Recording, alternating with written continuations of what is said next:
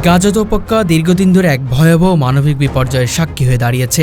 বারবারের যুদ্ধ, অবরোধ এবং নিরবিচ্ছিন্ন সংঘাতের কারণে এখানকার জনজীবন অচল হয়ে পড়েছে। বিশেষ করে স্কুলগুলো ও খেলার মাঠগুলো যা ছিল শিশুদের স্বপ্ন সঞ্চার এবং আনন্দের স্থান, আজ সেই স্থানগুলো পরিণত হয়েছে রক্তক্ষয়ী কবর হিসেবে। গাজার এই পরিস্থিতি বিশ্ব মানবতার জন্য এক গভীর শোক ও বিবেকের ঘোর আঘাত। প্রতি বছর গাজার অসংখ্য শিশু স্কুলে যেত শিক্ষার আলো হাতে নিয়ে, জীবনের আশা নিয়ে। কিন্তু সাম্প্রতিক গাজা যুদ্ধে ইসরায়েলি বোমাবর্ষণের ফলে শতাধিক স্কুল ধ্বংস হয়ে গেছে। শুধু ধ্বংস নয়, হাজার হাজার নিরীহ শিশু নিহত ও আহত হয়েছেন। সেসব স্কুল নিরাপদ আশ্রয়স্থল হিসেবে কাজ করত, সেগুলোই এখন জীবন্ত মানুষের কলঙ্ক মাটিতে মিশে যাচ্ছে। শিশুদের শিক্ষা বন্ধ হয়ে গেছে, ভবিষ্যৎ একেবারে অন্ধকারে ডুবে যাচ্ছে। খেলার মাঠে ছিল শিশুদের আনন্দ এবং শারীরিক বিকাশের স্থান, কিন্তু আর সেই খেলার মাঠগুলোই রক্তাক্ত কবরস্থান হিসেবে ব্যবহৃত হচ্ছে। খেলাধুলার পরিবর্তে সেখানে মৃত্যুর ছায়া নেমে এসেছে।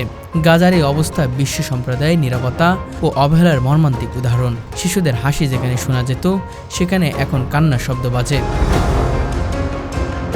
এই নিষ্ঠুর বাস্তবতায় গাজার মানুষের মানবিক অবস্থান ভেঙে পড়েছে। বাবা মায়েরা ভয় পাচ্ছে তাদের সন্তানের ভবিষ্যতের জন্য, কারণ তাদের শিক্ষা ও আনন্দের সব সুযোগ এখন চিরতরে ধ্বংসস্তূপে পরিণত হচ্ছে। একই সঙ্গে আন্তর্জাতিক মানবাধিকার সংস্থা এবং শিশুর অধিকার রক্ষাকারী সংগঠনগুলো বারবারই গাজার অবরুদ্ধ জনগণের উপর থেকে অবিলম্বে হামলা বন্ধ করার আহ্বান জানাচ্ছে। শিশুরা যুদ্ধের শিকার নয়, তাদের ভবিষ্যৎ নিরাপদ রাখতে হবে।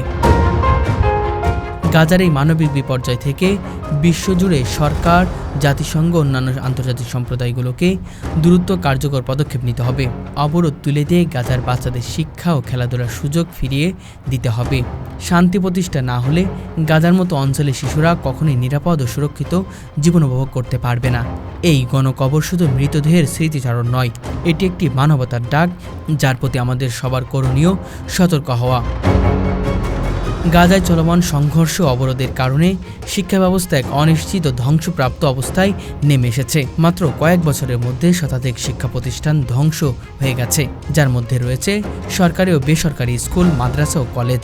শিক্ষার্থীরা স্কুলে যেতে পারছে না নিরাপত্তাহীনতার কারণে। এর পাশাপাশি শিক্ষা ব্যবস্থার অবকাঠামো নষ্ট হওয়ায় বহু শিক্ষক শিক্ষিকা কাজ থেকে বিরত থাকছেন। শিশুদের পড়াশোনা থেমে যাওয়ার ফলে গাজার ভবিষ্যৎ প্রজন্মেরা সামাজিক ও অর্থনৈতিক উন্নয়ন দিশাহীন হয়ে পড়ছে। গাজায় বোমাবর্ষণের সময় নিরাপদ আশ্রয়ের জন্য স্কুল ও খেলার মাঠগুলোকে ব্যবহার করা হয়। জাতিসংঘের পরিচালিত আশ্রয়কেন্দ্র হিসেবে এসব স্থান শিশু, নারী ও বয়স্কদের জন্য আশ্রয়স্থল হলেও একাধিক দফায় সেসব স্থান লক্ষ্যবস্তু হয়েছে। ফলে শিশুদের খেলার মাঠ ও স্কুলগুলো এখন গণকবরে পরিণত হচ্ছে, যা আন্তর্জাতিক মানবাধিকার লঙ্ঘনের মারাত্মক উদাহরণ। বিশ্বব্যাপী আন্তর্জাতিক সংগঠনগুলো যেমন জাতিসংঘ, ইউরোপীয় ইউনিয়ন ও মানবাধিকার সংস্থাগুলো বারবার গাজার পরিস্থিতির প্রতি দৃষ্টি আকর্ষণ করলেও কার্যকর কোনো পদক্ষেপ নিতে পারছে না। রাজনৈতিক ও কূটনৈতিক জটিলতার কারণে অবরোধ ও হামলা অব্যাহত রয়েছে। এতে হাজার হাজার শিশুর শিক্ষা ও মানসিক বিকাশ বাধাগ্রস্ত হচ্ছে। বিশ্ব সম্প্রদায়ের নীরবতা গাজার মানুষের ভবিষ্যৎকে অন্ধকারাচ্ছন্ন করে তুলছে এবং গাজা শিশুদের প্রতি মানবিক সংকট আরও তীব্র করে তুলছে। আন্তর্জাতিক সম্প্রদায় এই দায়িত্ব এবং অবিলম্বে শান্তি প্রতিষ্ঠার মাধ্যমে গাজা শিশুদের নিরাপদ ও সুরক্ষিত ভবিষ্যৎ নিশ্চিত করা। অন্যথায় এই বাস্তবতা মানবতার কালো অধ্যায়ের এক অবিচ্ছেদ্য অংশ হয়ে থাকবে।